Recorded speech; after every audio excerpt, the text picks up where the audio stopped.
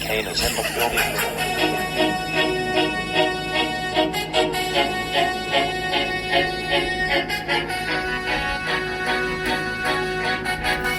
Welcome to the sports podcast that will always put you in the zone all the time. Welcome to Pack Sports Zone with me, your host, Peter Pac-Man Clark. What's up, guys? We are back again for another episode of Pack Sports Zone. And this is the NBA version. On Saturday, we got you with the NFL version, but now we're on to the NBA version. So let's kick off some stuff with the NBA now. And I want to start off the topic today talking about how the NBA has handled the COVID-19 with their bubble and everything going on there. They've had no positive tests since July 20th. And they've done it in numerous different ways. They've done it where they have sensors on the media credentials. They've done it where it's mandatory to wear a face mask and whenever it's possible, obviously. And they test, I think it's every other day. If somebody leaves their bubble, there's a 4-day quarantine. Well, excuse me. If they leave their bubble and they decide to get tested every day and they test negative every day, then it's a 4-day bubble. If they decide to leave and they don't test every day, then there's a 10-day quarantine, so it's a little bit more serious. But the NBA is taking this very seriously, and it seems to be working. So, listen, for all the crap they took to sign to put this bubble in Florida, the heart of pretty much the central of COVID-19. Some days they have 15,000 new cases in a day. And the NBA has just rolled along right in the middle of the heart of that with no positive cases. So I have to give them all due for that, because I never thought they would have been able to pull it off in Florida and Orlando. So much respect to them for pulling that off. Obviously, with how the NBA started in the past week, they had a lot of stuff that had to do with social injustice. All the players, the coaches, the refs, all knelt. So far, there's only been 2 players that I've noticed that did not kneel. The first person was the center from the Miami Heat, Meyer Leonard. And his brother actually served as a U.S. Marine in Afghanistan, so he did wear the Black Lives Matter shirt, and as soon as the anthem was done, he went and fist bumped all his teammates and everything. He just said, listen, his brother served, and listen, he got a message from his brother after the game saying that, listen, I'm proud of you. And I've said from the start, I said it during the NFL show, whether you kneel or whether you don't kneel, that's the point of it, is that you have your own freedom to do what you wish. So I have nothing against Meyer Leonard for that, and more props to him. 28-year-old can make his own decisions. Now, the other guy got a little bit more controversy about him, and I'll tell you why in a second. But first, the second guy is Jonathan Isaac, the power forward from Orlando. He's only a 22-year-old, and the reason why he said that he didn't kneel was because he believes Black Lives Matter doesn't go hand in hand with wearing a shirt or kneeling. So he does believe truly that Black Lives Matter. He said that multiple times. But he doesn't. He feels that it's pretty much, in my eyes, of looking at that statement, he thinks it's commercialized. He thinks it's people wearing shirts just trying to sell shirts, or people trying to expand a brand name instead of actually saying Black Lives actually matter. He doesn't think that kneeling or shirts actually matter to it. He thinks it's actually doing stuff, which I can understand that. I can see what he means by that. So, but the thing about that, he got a lot of criticism for that. And on Sunday, while playing, he tore his ACL on his left knee, and some of the reaction was just terrible and disgusting on the internet, where people were calling it karma because he didn't kneel, and people saying he deserved it, and maybe he should have knelt.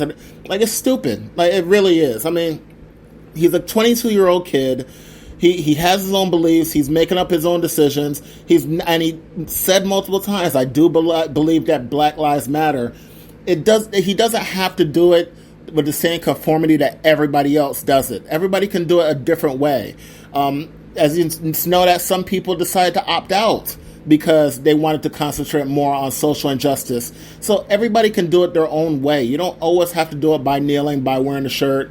I just think it was terrible that people attacked the young man saying that he deserved it or it was karma because he decided not to kneel. I think that was just a disgusting statement. So hopefully that Jonathan Isaac will get better soon. It's probably going to take near to a year for him to come back, so we may not see him next year. Hopefully he does come back and he'll be stronger than ever. He has that young young legs, and hopefully he can get better sooner. So let's move on to some of the stuff that's going on the court. I want to kind of use this episode to break down every team. Now, obviously, I'm not going to break down all 22 teams. So let me first apologize to Memphis, Orlando Magic, Brooklyn Nets, Portland, the Spurs, Pelicans, the Kings, Suns, and Wizards. The reason why I'm not really going to talk much about you guys is because I don't think you guys can win more than maybe a round at most. None of your teams are going to get to the Western or Eastern Conference Finals, in my opinion. And listen, I really want to use this episode to talk about real contenders, and I don't think any of those teams are true contenders right now. Now, there is a second level of contenders where it has to do with the Miami Heat, the Pacers, the Mavs, the Jazz, and the Thunder. I think those teams have enough talent where they can win a first-round game. I just don't think they can get to the conference finals. The Miami Heat are set up actually really good with Jimmy Butler as the centerpiece, and they surround him with a bunch of shooters, so it works out good. They still got Bam Adebayo there. He's a great big man, but I think they still need one more piece. They're one piece away from being a contender to make it to Eastern Conference Finals or Finals. The Pacers are a team that's always up there. They're in the top 4, top 5 in the Eastern Conference. And they may be able to win a game, obviously. But when I say win a game, I mean win a series, win a first-round series. But I don't see them beating the top 3-4 teams in the East. I don't see them beating Toronto. I don't see them beating Celtics or even the 76ers, and not even mention the Bucks, obviously. So I think they can win a series, but it's going to be very hard for them to win two. Now, when you move to the Western Conference, you look at the Dallas Mavericks. Listen, they have the two-star pairs and Doncic, who had a monster triple-double today, if you hadn't seen it. I think it was 34 points, 20 rebounds, and 10 assists, or something similar to that. He had a great game. He's a superstar. Kristaps Porzingis is also a big-time player, but I think they need more depth behind those two. They're right now a two-man team, and they don't have the role players to fill in around those guys yet. So they can easily win a first-round game, and they can scare somebody in that second round because of those two players, but I don't think that they're going to get to the Western Conference Finals just yet. Listen, Luka's only, 21 years old? He's very young, and you look at players like LeBron. He didn't make playoffs the first 2 years. Kevin Durant didn't make the playoffs his first 2 years. Luka's lucky that he has a chance that he's going to be in the playoffs for year 2, and that's something that most people don't get a chance to do. And he's only 21 years old. He has such a bright future ahead of him. But I think it's just this is going to be just a learning environment for him right now. Utah Jazz, I know they're the fans that are going to be the ones that's killing me right now, because every Utah Jazz fan I've talked to think they have a chance to win it all. The Utah Jazz, I don't think, has enough firepower to win it all. Obviously, they have Donovan Mitchell, Rudy Gobert, one of the best defenders in the game. And then they have the role players on the outside, but I just don't see them having enough to win 2 rounds against top teams like the Lakers, like the Clippers, and even the Rockets and the Nuggets. So I just don't see them winning 2 games against those type of teams. So then you move on to the next level, and you talk about the OKC Thunder. They're playing much better than anybody else could have thought they would have played. Chris Paul is playing out of his mind right now. He's playing back to his old school New Orleans days, Charlotte days, whatever. So he's playing better than he played in a long time. It seems like he needs to get from under that Houston Rockets, James Harden stuff. So Thunder are playing really good, but I just don't think they have enough to get by 2 teams right now. I personally think the Thunder have played a little bit over their heads, so we'll see. They've played very well. I can't really bash them or anything like that, and just because of that, I have to give them respect that they can knock off a first round win, and they can pull off a first round upset, but I just don't see them winning 2 rounds and getting to the Western Conference Finals. Now, there's one team that I didn't mention yet. I did mention them, but not in this group, but I think they're kind of in this group. They're kind of in between this group and the top-tier group, and that's the Toronto Raptors. Now, they have a chance because of their seeding. They can find a way to knock off one of those good teams and get to the Eastern Conference Finals. I just don't think they're good enough to win against 2 good teams and make it to the NBA Finals.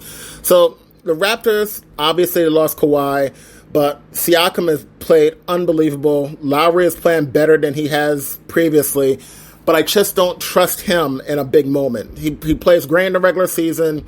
He's a leader for that team, and he's great, but when it comes to the postseason, they seem to come out small. So I just don't trust them enough to say that they're going to knock off two of the top teams in the Eastern Conference to get to the finals. But they could, because of their seeding, they're in the top 4 spots. They could knock off one of those lower tier Eastern Conference teams and then knock off one of those Eastern Conference teams and get to the Eastern Conference Finals. But I just don't see them getting all the way to the NBA Finals. Now, with that said, that leaves 7 teams left. And these are the 7 teams that all of them I think have a chance to get to the NBA Finals. Obviously, there's the big boys with the Lakers, the Clippers, and the Bucks. But I also think the Nuggets, the Rockets, the Celtics, and the 76ers all have a legitimate shot and a legitimate argument that they can represent their conference in the NBA Finals. Let's start from the bottom of that group, the 76ers. The 76ers seem to be the team that played the most together during this pandemic. They seem to have gotten a little bit closer. However, you can always see those little cracks in the armor, and we saw that earlier this week when Joel Embiid and Shake Milton had their little altercation on the court. And listen, most people are blaming Shake Milton because Shake had 2 turnovers and he played bad on defense, got scored on a couple times. And Embiid was mad that he took a shot when he could have passed it to him without really running the offense. Listen, this is one of those chances that Joel Embiid had to be a mentor, to be a team leader, to talk to him and tell him, listen, you can't be doing this. You have to be able to do this. You have to run the offense. You got to be careful with the ball. Instead of just yelling at him, and then you have an argument on the bench, and everybody's broken up again. You had your chance to pull this team together, and you're pushing them further apart. So Joel Embiid, who I love, Joel Embiid is one of my favorite players to watch. He's a fun guy to watch. He gives great interviews. He's a great player, one of the best centers in the league, but he's got to be more of a team leader now. He's not 21 years old. He's now older. He's, I think 24, 25 years old. He's got to be able to be more of a team leader because this is a young team, and him and Ben Simmons have to find a way to get this whole team together so they can work. So Embiid's got to be a better person. He's got to be the bigger person, literally and figuratively, on the court, and teach a person like Shake Milton instead of berating him on the court and having altercations with him. But if they can get it together, and they've played Ben Simmons at the 4 now, which by far is the best thing for them to do. Because if you run him at point guard and he's not going to shoot, then it's just a wasted position on offense.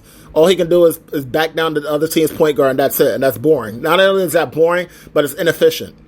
He needs to play the 4. If he plays the 4, he can defend 4, so that's fine. And he's faster than most of the 4s in the league because he has point guard skills. So because of that, they need to keep him at the 4, and Embiid's at the 5, and they need to have 3 people that can shoot around him. Tobias Harris can shoot. They have a bunch of people that they can bring off the bench that they can play at shooting guard and can shoot. And Shake Milton has had a good year so far shooting from the outside. So they have to find a way to now, when they give it to Ben Simmons, give it to him in like the post or on the bend of the corner, have him turn around, and he can make a decision close to the basket now.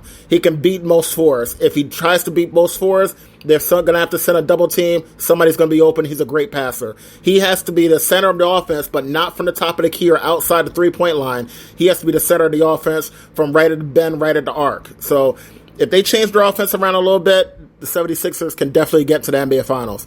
Boston Celtics. From the start of the year, I said the Boston Celtics have enough talent to get to the NBA Finals.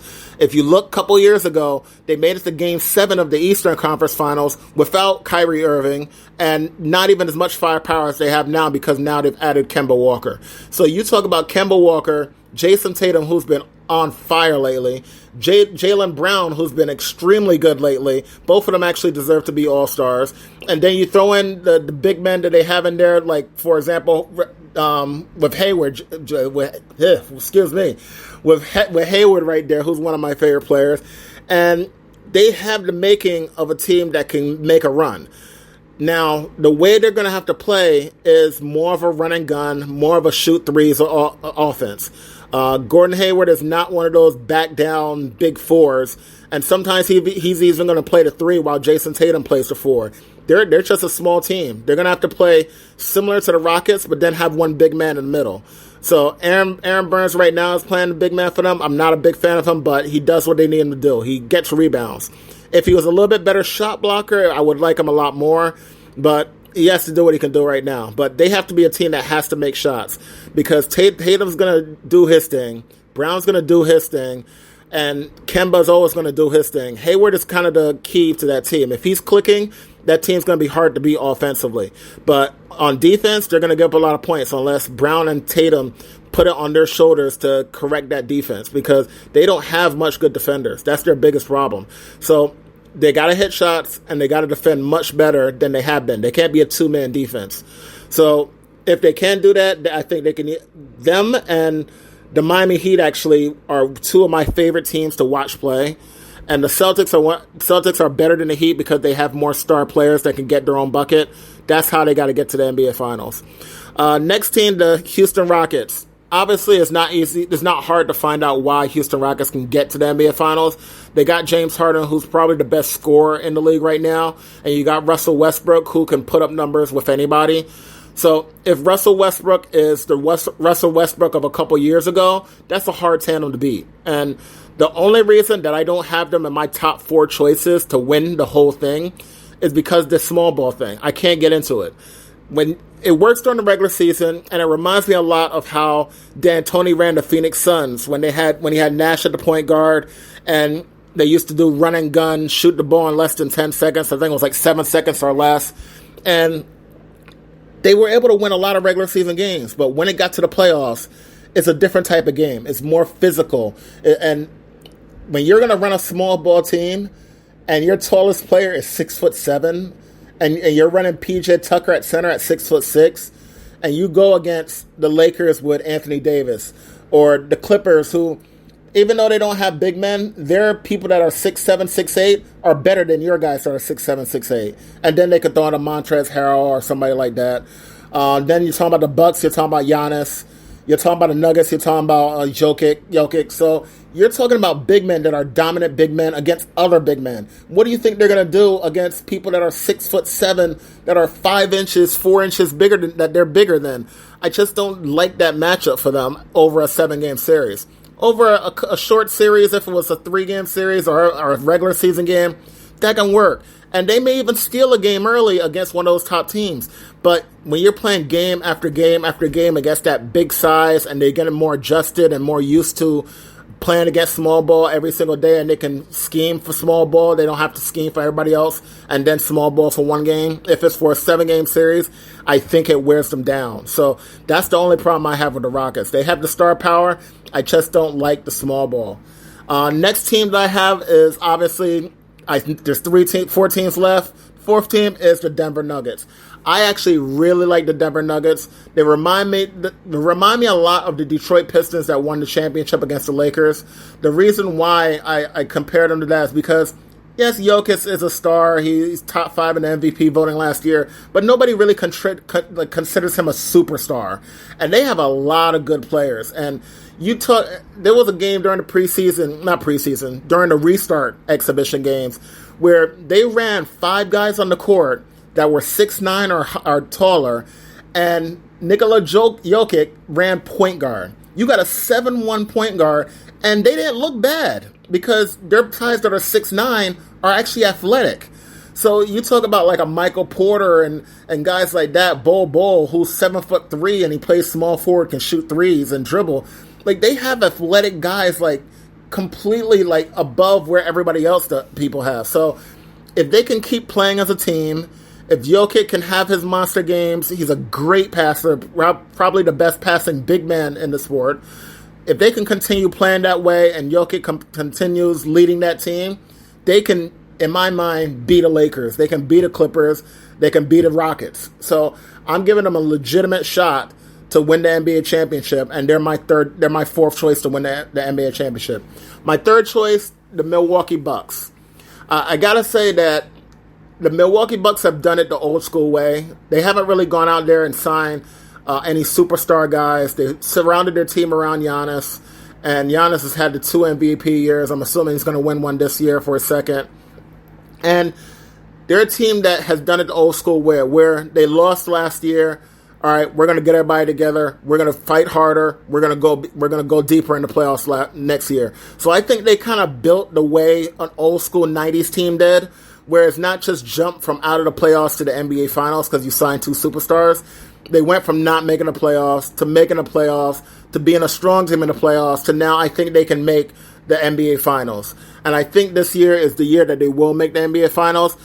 Listen, they aren't a dominant team. They've been dominant this year, but in the playoffs, like I said, are a different beast. But I think last year, them playing in the playoffs last year, the way they did and the way they lost, I think is going to be a big help towards what they're going to be doing this year. So I got to say that between Giannis just taking over for that team, and you still got Middleton there, you still got a bunch of shooters on that team, Brook Lopez at center shooting threes, they have what it takes to make it to the NBA Finals, and I think they will make it to the NBA Finals. Now, the final two that everybody knows about. Everybody's talking about LA. You got the Los Angeles Lakers, and you got the Los Angeles Clippers. The team that I think is second right now, even though they're first in the standings, is the Los Angeles Lakers. Now, I'm going to kind of talk about both of these teams at the same time. The reason why that I have the Lakers as the second best team underneath the Clippers is because if you compare the top two people, which is obviously LeBron and Anthony Davis versus Kawhi Leonard and Paul George, I do think the Lakers do have the better team. So, they have the top two of the top five players in the NBA. However, if you go to everybody outside of those two players, other than Kuzma, who you can argue with some of those guys, you talk about Lou Williams, you talk about Patrick Beverley, you talking about like some of the depth that they have on team with Marcus Morris, and you talk about Montrezl Harrell, and they have so many people on their team, and they have defenders. That's the thing. Kuzma doesn't really play defense. Anthony Davis, obviously, all-world defender. LeBron, at times, he can play good defense. He doesn't play as consistent as he used to when he was younger. But Kawhi right now, one of the top-tier perimeter defenders. Paul George, one of the top-tier perimeter defenders. Patrick Beverley, one of the top-tier perimeter defenders. Lou Williams can make 20 points per game in his sleep. He is a scoring machine. And then you talk about Montrezl Harrell. He's a big-time defender. They signed Joakim Noah, who won't play a lot for them, but he's a solid defender. Marcus Morris, he's another guy that can score and play tough defense. He gets some of the toughness to that team. And that team as a whole is just a tough team to play against. And if you're talking about a final starting five, and this is why I don't put too much into the games that are going on right now, because yes, they're great games, first of all. That's one thing I also have to say. They've had great games, including Devin Booker buzzer beat it over the Clippers a couple hours ago. So that'll tell you that I'm actually filming this the same day. So I have to say, they've been great games. But even though they've been great games, they're games that I think matter to certain teams more than others. I think the teams like the Clippers, like the Lakers, like the Bucks, I think they're 8 games to try to get them in shape and get them in playoff ready. They're not... listen... People can talk about the Lakers being the number one seed all they want. It means nothing. It really doesn't. There's no home court advantage. Even if there was a home court advantage and you got to play against the Clippers, they're both from LA. So it really doesn't matter. And if people that brought up said maybe a seeding, you don't have to play against, you play against a bottom seed like a San Antonio or a Memphis. That's fine, but you still have to beat the Lakers or Rockets and Denver. You still are going to have to win 2 of those tough games to get to the NBA Finals. It's no easy way out of it. Like, you can't scheme a way through this. Just because you get a break in the first round, and you never know, by the way, you could play against a Portland and Damian Lillard goes off. So you can try to plan your way around it, but there's no way to really plan your way to the NBA Finals. You're going to have to face 2 to 3 really tough teams to get there before you even face a tough team in the finals. So seeding doesn't mean anything. The Clippers pretty much are just trying to get their people together. And when the Lakers did beat them, they led most of the game a couple days ago. They led most of the game. Clippers came back, actually took the lead, and then Lakers finished them off in the fourth quarter. But they were playing without Lou Williams, who, like I said, is a 20-point scorer off the bench, and he would have been there late in that game, and he would have been a big difference in that game. Lakers had their full squad there except for Rajon Rondo, but he's going to be gone for another 6 weeks, so you can't even count on him right now. So I still have the Lakers as the Clippers as the better team. I think the Clippers, if they had to play against the Lakers right now, would win in 6 games.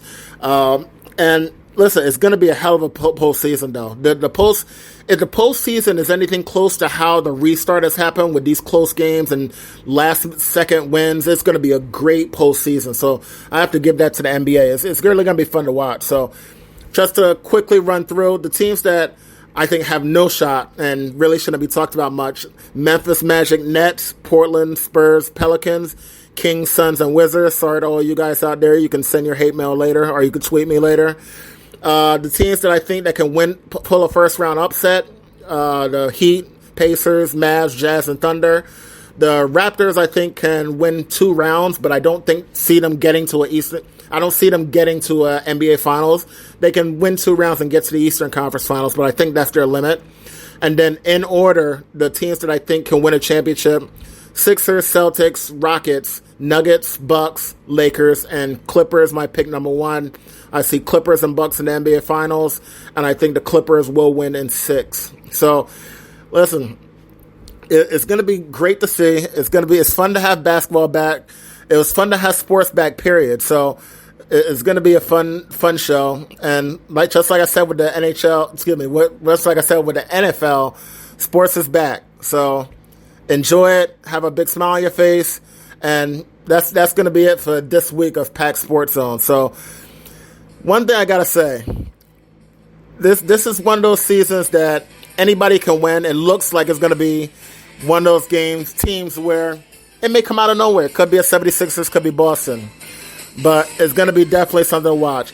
Over the next couple weeks, I'll be going over those teams, see how they look, see if they're playoff ready, talk about, obviously, NBA news. And then in a couple weeks, I'll talk about the draft lottery on August 25th, draft prospects, mock drafts, and if you guys have any online questions. So with that said, we will catch you next week on the NBA version of Pack Sports Zone, and we'll catch you on Thursday for the first edition of the debut of Pack Sports Zone on the MLB. So I'm your host, Peter Pac-Man Clark, and I'll catch you guys later. Peace.